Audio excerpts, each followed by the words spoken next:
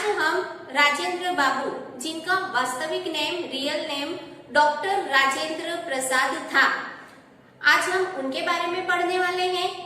बच्चा, आप जानते हो डॉक्टर राजेंद्र प्रसाद कौन थे? तो चलो मैं बताती हूँ आपको। यहाँ पर स्क्रीन पर बेटा फोटो दिख ही रहा होगा, पिक्चर्स दिख ही रही होगी। ये हमारे डॉक्टर राजेंद्र प्रसाद का फोटो है, जिन्हें लोग सभी प्यार से क्या कहते थे? राजेंद्र बाबू। तो डॉक्टर राजेंद्र प्रसाद का जन्म 3 दिसंबर 1884 बिहार में हुआ था। कहाँ पर हुआ था? बिहार में हुआ था। ये आप जानते हो बेटा, हमारे स्वतंत्र हमारे भारत के प्रथम राष्ट्रपति भी कौन थे? डॉक्टर राजेंद्र प्रसाद। तो आज के हम इस चैप्टर में डॉक्टर राजेंद्र प्रसाद के बारे में ही जानेंगे कि उनका जीवन कैसा था और उन्होंने किस तरह से अपने जीवन को जिया। आप जानते हो बेटा, डॉक्टर राजेंद्र प्रसाद राष्ट्रपति होने के बाद भी कभी भी उन्होंने अपने जीवन में अहंकार नहीं रखा, कभी छोटे बड़े का भेदभाव नहीं किया। ऐसा नहीं सोचा कभी भी कि मैं राष्ट्रपति हूँ, मैं सबसे बड़ा व्यक्ति हूँ। ऐसा उन्होंने अपने दिमाग में कभी भी लाया नहीं। उन्होंने बहुत ही साधारण तरीके से अपने जीवन को जिया है, कभी भी छोटे बड़े का भेदभाव नहीं किया। तो अब हम यहाँ पर उनके जीवन के से जुड़ी एक घटना के बारे में पढ़ने जा रहे हैं और उस घटना को जानने के बाद में, पढ़ने के बाद में आप भी अच्छे से जान जाओगे कि डॉक्टर राजेंद्र प्रसाद कितने ही साधारण व्यक्ति थे और उन्होंने अपना पूरा जीवन एक आम इंसान की तरह, एक साधारण व्यक्ति जैसे हम लोग हैं उसी तरह से उन्होंने जिया। कभी भी इस चीज का फायदा नहीं उठाया कि मैं राष्ट्रपति हूँ। तो चलो हम शुरू करते हैं आज का ये चैप्टर और जानते हैं डॉक्टर राजेंद्र प्रसाद के बारे में। यह घटना उस समय की है जब डॉक्टर राजेंद्र प्रसाद हमारे देश के राष्ट्रपति थे और राष्ट्रपति भवन में एक बार एक सभा का आयोजन किया गया। सभा यानी मीटिंग। तो उस राष्ट्रपति भवन में गज्जन करके एक व्यक्ति था जो वहां पर काम करता था। तो सुबह का समय था और गज्जन सभी कमरों में पानी पहुंचाने का काम कर रहा था। सुबह सुबह में वो 2 बाल्टियों से पानी भरता जा रहा था और एक एक करके बारी बारी से वो बाल्टियां भर भर के सभी राष्ट्रपति भवन में जितने भी कमरे थे उन कमरों में पानी पहुंचाने का काम कर रहा था। इसी बीच में वहां पर एक व्यक्ति आ जाते हैं जिनके कंधे पर अंगोछा है। अंगोछा जो शरीर पोंछने का कपड़ा होता है, जिसे हम टॉवेल कहते हैं, उसे ही हम क्या कहेंगे? अंगोछा। तो इसको हम साथ साथ में शब्दार्थ में भी लिखेंगे। हम टॉवेल से जैसे नहाने के बाद में शरीर पोंछते हैं, उसे ही हम क्या कहते हैं हिंदी में? अंगोछा। तो वह व्यक्ति भी अपने कंधे पर क्या रखकर आया था? अंगोछा।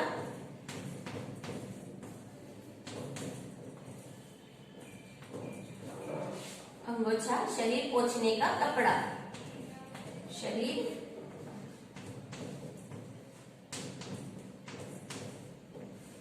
पोंछने का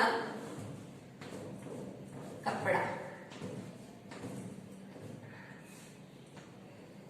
ओके। तो वो व्यक्ति भी अपने कंधे पर अंगोछा रखकर एक हाथ में धोती और दूसरे हाथ में लोटा लेकर आया था। मतलब वो नहाने के लिए ही वहां पर आया था। तो वो व्यक्ति वहां पर आकर गज्जन से कहता है, भाई जरा हमें भी बाल्टी दे दो, हम भी नहा ले। तो गज्जन उस पर क्या कहता है, अभी तुम्हें क्या जल्दी है? अभी हमें तो सभी कमरों में पानी पहुंचाना है, आप आराम से बाद में नहा लेना।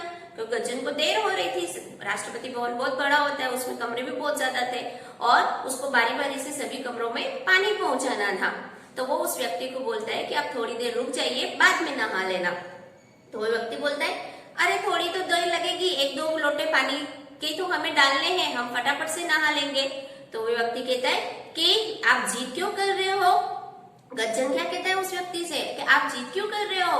अभी आप देख नहीं रहे हो, मुझे देर हो रही है, मुझे सभी कमरों में पानी पहुंचाना है। इस तरह से दोनों के बीच में बातचीत होती है और इसी बीच वो व्यक्ति कहता है, आपको देर हो रही है तो चलो मैं भी आपकी मदद कर देता हूँ। ऐसा कहकर वो व्यक्ति एक तरफ अपना अंगोछा और धोती और लोटा साइड में रखकर और उस गज्जन से बाल्टी लेकर उसकी मदद करने में जुट जाते हैं। फिर दोनों मिलकर पानी एक एक कमरे में पहुंचाते हैं। वह व्यक्ति बाल्टियां भर भर कर गज्जन को देने लगे और गज्जन जाकर सारे कमरों में पानी पहुंचाने लगा। इस तरह से दोनों ने मिलकर सभी कमरों में पानी पहुंचाया। थोड़ी ही देर में सभी कमरों में पानी पहुंच गया। फिर गज्जन थोड़ी देर के लिए सुस्ताने लगा। सुस्ताना मतलब आराम करने लगा और वह व्यक्ति फटाफट से नहाकर वहां से गज्जन को धन्यवाद देकर वहां से चले जाते हैं। थोड़ी ही देर में सभा शुरू हो जाती है। सभा यानी मीटिंग शुरू हो जाती है और सारे लोग इकट्ठे हो जाते हैं।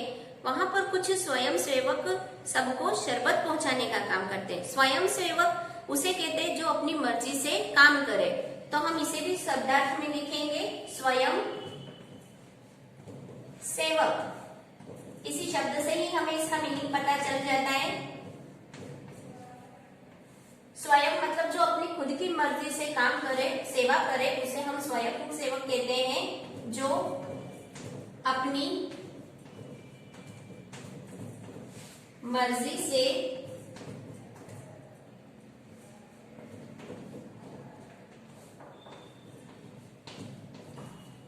सेवा करे, उसे हम स्वयं सेवक कहते हैं। ओके, तो वहां पर स्वयं सेवक शरबत पहुंचाने का काम कर रहे थे। गज्जन भी बड़े उत्साह के साथ सबको शरबत दे रहे थे। उत्साह यानी जोश के साथ में। तो उत्साह को भी हम शब्दार्थ में लिखेंगे।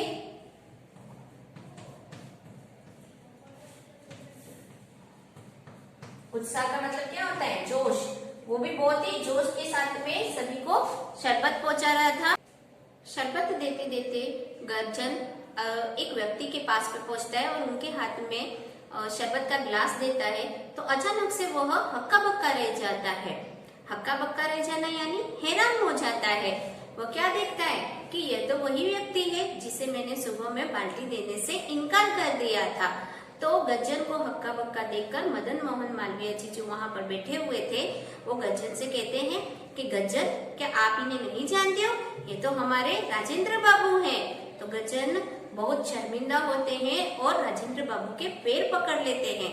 राजेंद्र बाबू गज्जन को उठाते हैं और अपने गले से लगा देते हैं। जैसे ही उसको मदन मोहन मालवीय जैसे ये पता चलता है कि जो सुबह में जिसने उसने बाल्टी देने से इनकार कर दिया था वो और कोई नहीं, हमारे देश के राष्ट्रपति थे। तो उसे अपने इस गलती पर बहुत शर्मिंदगी महसूस होती है। वो अपने आप को बहुत शर्मिंदा महसूस करते हैं और तुरंत ही राजेंद्र प्रभु के पैरों में गिर जाते हैं।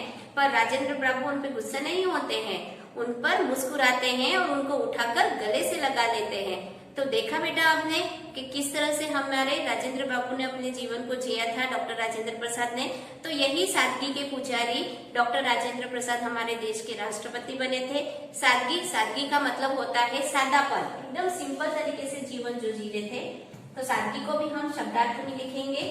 तो डॉक्टर राजेंद्र प्रसाद भी सादगी के पुजारी थे, एकदम सादापन था उनमें।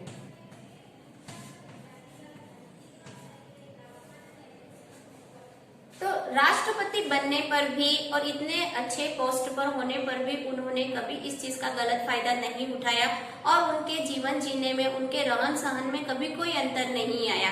जिस तरह से एक आम इंसान जीता है, जिस तरह से एक आम इंसान अपने जीवन को व्यतीत करता है, उसी तरह से उन्होंने भी अपने जीवन को व्यतीत किया। राष्ट्रपति भवन में, इतने बड़े भवन में रहते हुए भी कभी भी उन्होंने किसी के साथ में छोटे बड़े का भेदभाव नहीं किया, ऊंच नीच का भेदभाव नहीं किया और न ही अपने आप पे कभी अहंकार किया और एक साधारण किसान की तरह ही उन्होंने अपना सारा जीवन व्यतीत किया।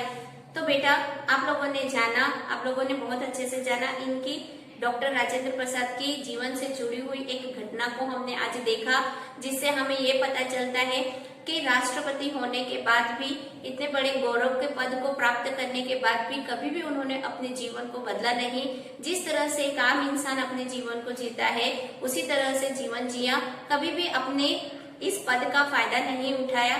तो बेटा हमें भी हमारी लाइफ में हम चाहे कितने भी बड़े इंसान बन जाए, कितने भी ऊंचे पद को प्राप्त कर लें, लेकिन हमें हमारे अंदर के सादेपन को नहीं छोड़ना चाहिए। हमें हमारे जीवन का जो रहन सहन है उसको नहीं बदलना चाहिए और किसी भी इंसान को छोटा बड़ा नहीं समझना चाहिए। अगर राजेंद्र प्रसाद चाहते तो गज्जन को सुबह में ही बता सकते थे कि मैं राष्ट्रपति हूँ, मुझे तो सबसे पहले पानी मिलना चाहिए था, इस तरह से वो वचन से बता सकते थे, लेकिन उन्होंने इस तरह से कभी भी किसी चीज का गलत फायदा नहीं उठाया। तो हमें भी उनके जीवन से बहुत कुछ सीखने को मिलता है। बेटा इसी के साथ साथ में आप और हमारे महापुरुष हुए हैं, जैसे महात्मा गांधी हैं, उसके साथ में जवाहरलाल नेहरू है, डॉक्टर एपीजे कलाम है, तो उनके जीवन को भी आप जान सकते हो। उन्होंने भी अपने जीवन को इसी तरह से डॉक्टर राजेंद्र प्रसाद की तरह से ही साधारण जीवन जिया है और साधारण तरीके से ही रहे हैं और देश में अपना नाम रोशन किया है और एक से एक हमारे देश को बहुत सारी अच्छी अच्छी चीजें बातें समझने के लिए हमें दी हैं। तो आपको उनके जीवन से बहुत कुछ सीखने को मिलेगा, आप उनके जीवन के बारे में भी जान सकते हो। आई होप बेटा आपको डॉक्टर राजेंद्र प्रसाद के बारे में जानकर बहुत अच्छा लगा होगा कि किस तरह से राजेंद्र प्रसाद एक अपने देश के प्रथम राष्ट्रपति होने के बाद भी बहुत ही साधारण तरीके से जीवन जिया। तो आपको यह लेसन आपको उनसे जुड़ी हुई है, उनके जीवन से जुड़ी हुई घटना अच्छी लगी होगी और आप भी अपने जीवन में इसी तरह से अपना जीवन जियोगे। तो आपको ये चैप्टर अच्छे से समझ में आ गया होगा बेटा। Thank you all of you.